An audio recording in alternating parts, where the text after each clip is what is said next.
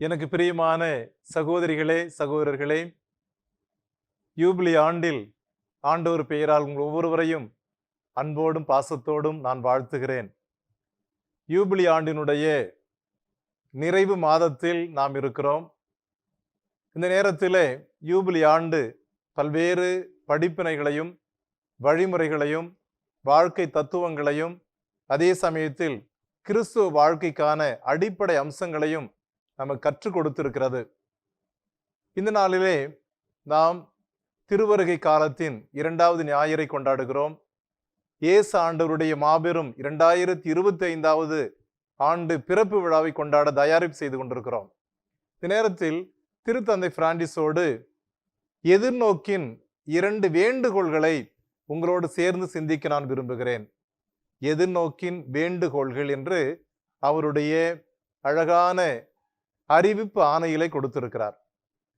Space known கொன்ஃபுந்தேத், எதிர்நோக்கு ஒருபோதும் ஏமாற்றம் தராது என்று சொல்லப்படுகிற அழகான ஆணையிலே 2 வேண்டுகோள்களை இந்த திரு அவைக்கு கொடுக்கிறார். இது யூபிலி ஆண்டில் மட்டுமல்ல, நமது வாழ்க்கை முழுவதுமே சிந்திக்க வேண்டியது, செயலுக்கு கொண்டு செல்ல வேண்டியது. ஒன்று, இந்த மனித உலகத்திலே பசி என்ற வேதனையை, தாங்க முடியாத வலியை நாம் அத்தனை பேரும் சந்திக்கிறோம். அப்படிப்பட்ட மனிதர்களுக்கு உதவிக்கரம் நீட்ட வேண்டும் என்ற அழகான வேண்டுகோள். 2வது வேண்டுகோள், நாம் அனைவரும் ஒன்றிப்போடு ஒற்றுமையோடு சேர்ந்து சிந்திக்கவும் சேர்ந்து வாழவும் திருத்தந்தை நமக்கு அழைப்பு கொடுக்கிறார். முதல்ல பசியை பற்றி அவர் பேசுகின்ற பொழுது, பழைய ஏற்பாட்டு காலம் முழுவதும் பல்வேறு இறைவாக்கினர்கள் ஏழைகளுக்கு உணவளிக்க வேண்டும் என்ற செய்தியை மீண்டும் மீண்டும் கொடுத்து கொண்டிருக்கிறார்கள். எனவே இந்த யூபிலி ஆண்டிலே திருத்தந்தை என்ன செய்கிறார்? பசி என்பது ஒரு அவமானம் என்று சொல்கிறார். அங்கர் இஸ் எ ஸ்கேண்டல் என்று சொல்கிறார். இது ஒரு அவமானம், ஒரு இழிவானது, வேதனைக்குரியது என்று அவர் சொல்கின்ற பொழுது, இந்த மனித குலத்தினுடைய உடலிலே பசி என்ற பெரும் காயம் இருக்கிறது. There is a great wound in the body of humanity என்று சொல்கிறார். பசி என்பது இந்த மனித குல உலகத்திலே ஒரு பெரிய காயத்தை ஏற்படுத்தியிருக்கிறது. எனவே அத்தனை பேரும் நாம் சேர்ந்து ஆன்ம பரிசோதனை செய்து பார்க்க வேண்டும்.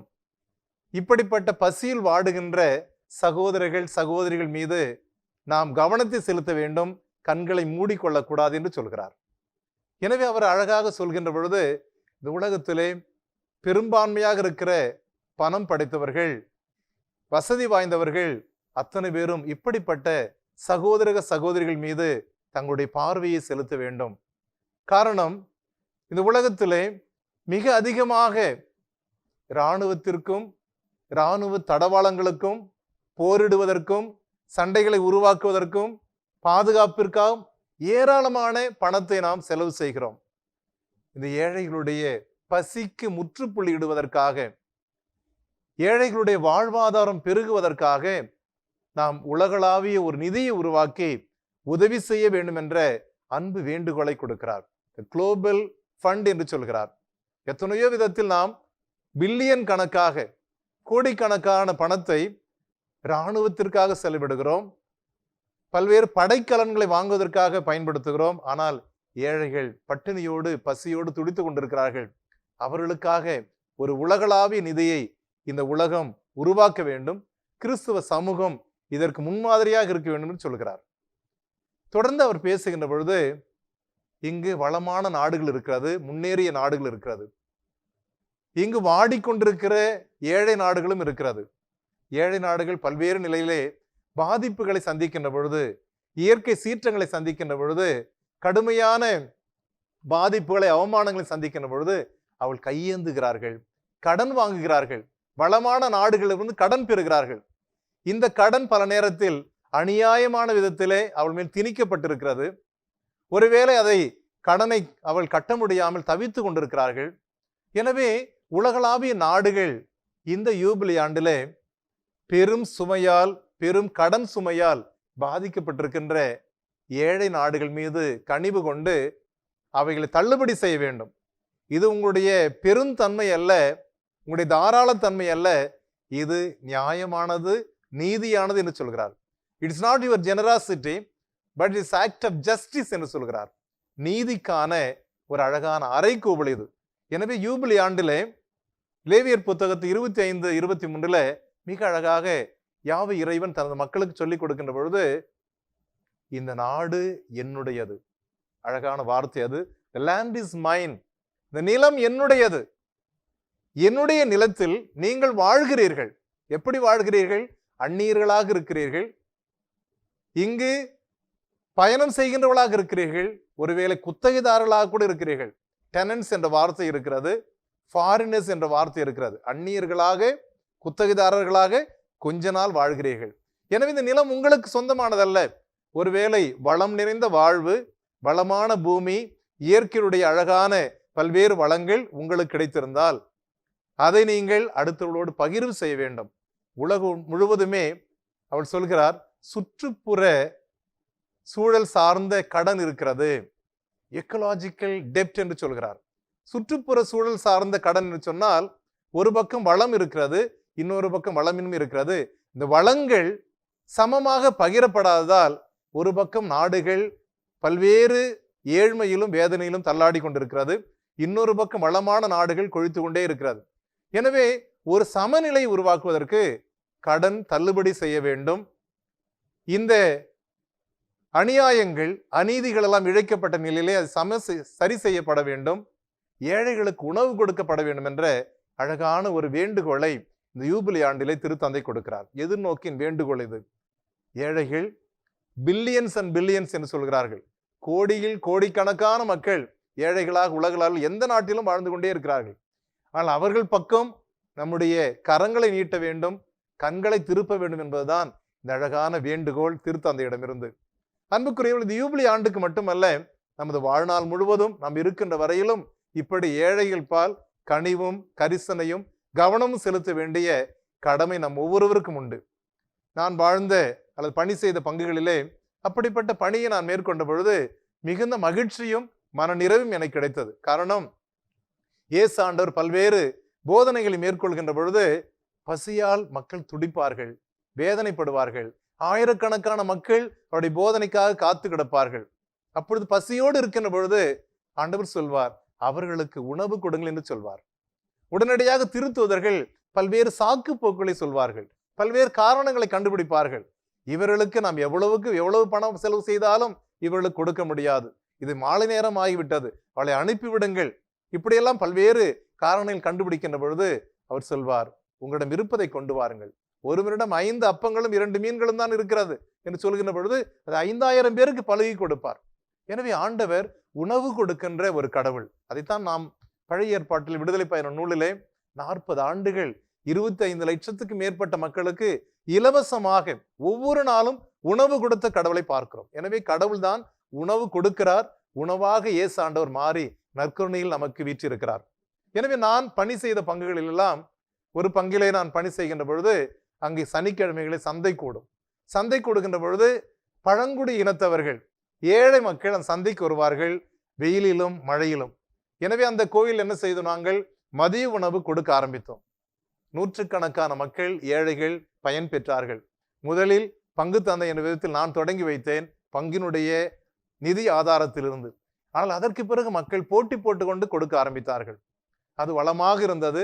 அந்த ஏழை மக்கள் வயிறார உணவு உண்டு செல்கின்ற பொழுது நாம் ஏழைகள் மீது காட்டுகின்ற ஒரு கரிசனின் அடையாளமாக இருந்தது. இன்னொரு நகர்ப்புற பங்கிலே நான் பாண்டிச்சேரியில பணியாற்றுகின்ற பொழுது அந்த மக்களுக்கும் நாம் வழிபாடு நீண்ட நேரம் இருக்கின்ற பொழுது அவர்கள் பசியால் தூண்டிவிடக்கூடாது, பசியால் அவர்கள் வாடிவிடக்கூடாது என்பதற்காக அந்த பங்கிலும் முயற்சி எடுத்து ஒவ்வொரு மாதமும் உணவு கொடுப்பது மட்டுமல்ல, பல்வேறு சமயங்களை பயன்படுத்தி உணவு கொடுப்பது, கலைப்பாற்றுவதற்கு அவளுக்கு சிற்றுண்டு கொடுப்பதெல்லாம் பழக்கத்திற்கு கொண்டு வந்திருந்தேன். ஆனால் முதலில் தொடங்குகின்ற பொழுது மிக கடினமாகத்தான் இருந்தது. ஆனால் தொடர்கின்ற பொழுது மக்கள் மகிழ்ச்சியோடு தாராளமாக உதவி செய்து கொண்டே இருந்தார்கள். பசியை போக்குவதற்கு போட்டி போட்டுக்கொண்டு உதவி செய்தார்கள். அதை நான் என்னுடைய பணி வாழ்க்கையில நிரந்தரமாக பார்த்தேன். அன்புக்குரியவர்கள், இதுதான் இயேசுவினுடைய பணி. வெறுமனை போதிப்பதல்ல அல்லது பல்வேறு சடங்குகளை நிறைவேற்றுவதல்ல. அந்த மக்கள் பசியோடு இருக்கின்ற பொழுது, வாடி போயிருக்கின்ற பொழுது, பசியில் தூண்டு போகின்ற பொழுது, அவளுக்கு உணவு கொடுக்கின்ற பொழுது இயேசு ஆண்டவருடைய பணியை இன்றும் தொடர்ந்து செய்கிறோம். அதுதான் இந்த எதிர்நோக்கின் வேண்டுகோள். கிறிஸ்து பிறப்பு விழாவிற்காக நாம் தயாரிப்பு செய்கின்ற பொழுது நாம் நலமாக விருந்து உண்போம், நம்முடைய நண்பர்களை கூப்பிட்டு விருந்து கொண்டாடுவோம். ஆனால் நம் பக்கத்திலேயே ஏழைகள் இருக்கிறார்கள், யாரும் இல்லாதவர்கள் இருக்கிறார்கள். அவர்கள் மீது நம்முடைய கனிவையும் கரிசனையும் காட்டுகின்ற பொழுது எதிர்நோக்கினுடைய இந்த வேண்டுகோள் நம் வழியாக கடவுளுடைய திட்டம் நிறைவேறிக்கொண்டே இருக்கும். இரண்டாவதாக, இந்த வேண்டுகோளை அப்பீல் டு ஹோப் என்று சொல்லப்படுகிற வேண்டுகோள்களே இரண்டாவது அழகான ஒரு வேண்டுகோளை நம்முடைய திருத்தந்தை கொடுக்கிறார்கள். இந்த ஆண்டு 2025 என்பது நிசேயா திருச்சங்கம் பொதுச்சங்கம் ஆரம்பித்து 1700 ஆண்டுகள் நிறைவு பெறுகின்ற ஒரு ஆண்டு.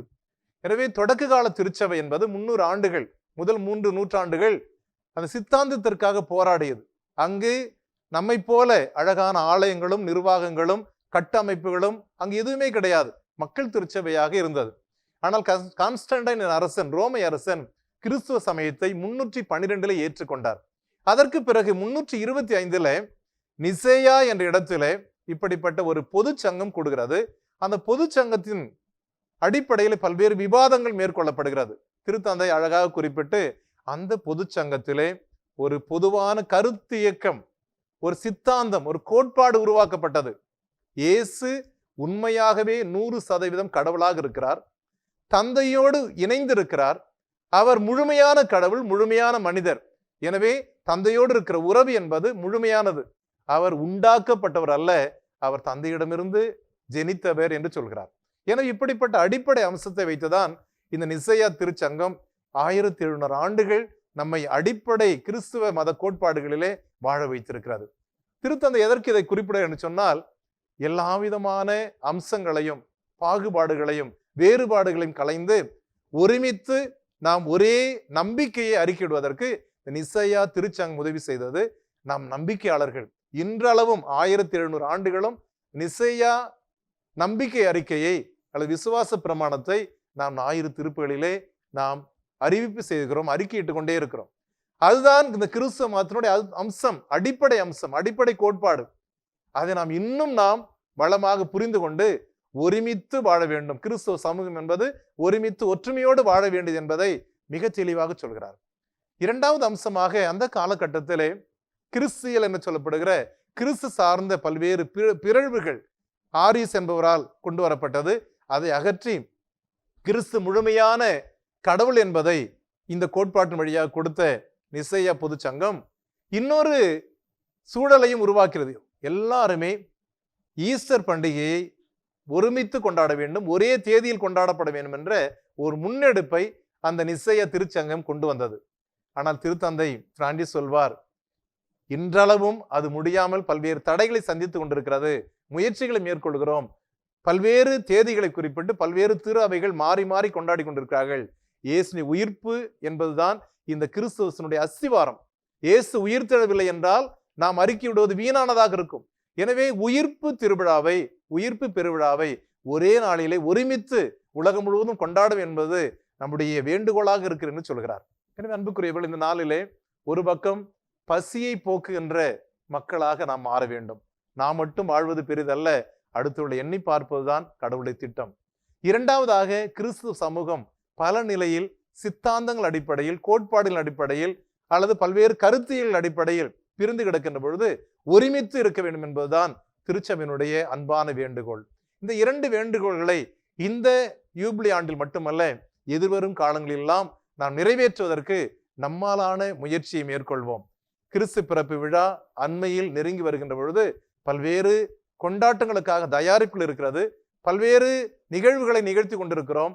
ஆனால் நம்முடைய ஆன்மீக தயாரிப்பு என்பது, உறவு சார்ந்த தயாரிப்பு என்பது, ஒப்புரவு அருட்சாதனை நாடுவது என்பது மிக முக்கியமானது என்பதை திருச்சபை மீண்டும் மீண்டும் சொல்லிக் கொடுக்கிறது.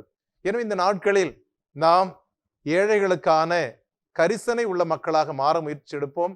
திருச்சபையோடு சேர்ந்து பயணிக்கின்ற உத்தம கிறிஸ்துவர்களாக மாறுவதற்கு கடவுளுடைய உதவியை நாம் கேட்போம். அன்பான ஆண்டவரே, இந்த அழகான நாளுக்காக நாங்கள் நன்றி செலுத்துகிறோம். உமது அன்பு மகன் இயேசு கிறிஸ்துவனுடைய பிறப்பு விழாவிற்காக நாங்கள் தயாரிப்பு செய்கின்ற பொழுது எதிர்நோக்கின் வேண்டுகோள்களான எங்கள் மத்தியிலே வாழுகின்ற ஏழை எளிய மக்கள் மீது கருணையும் கரிசனையும் கொண்ட மக்களாக நாங்கள் வாழ்வதற்கு எங்களுக்கு உதவி செய்தருளும். எங்களுக்கு கொடுத்த வளமான வாழ்க்கையை பிறரோடு பகிர்கின்ற பொழுது உமது திட்டம் நிறைவேறுவதை நாங்கள் உணர செய்தருளும். அது மட்டுமல்ல, திரு அவையில் எல்லாரும் எல்லா நிலையிலும் சமமாக ஒற்றுமையோடு வாழ வேண்டும் என்பதை உணர்ந்து ஒன்றிப்பு திரு அவையை, கூட்டொருங்கு இயக்க திரு அவையை நாங்கள் உருவாக்கி மகிழ எங்களுக்கு உதவி செய்தருளும். இவைகளெல்லாம் ஆண்டவர் கிறிஸ்து வழியாக மன்றாடுகிறோம். ஆமென். அன்புக்குரியவர்களே, இந்த நாள் உங்களுக்கு இனிய நாளாக இருக்க வாழ்த்துகிறேன். நன்றி.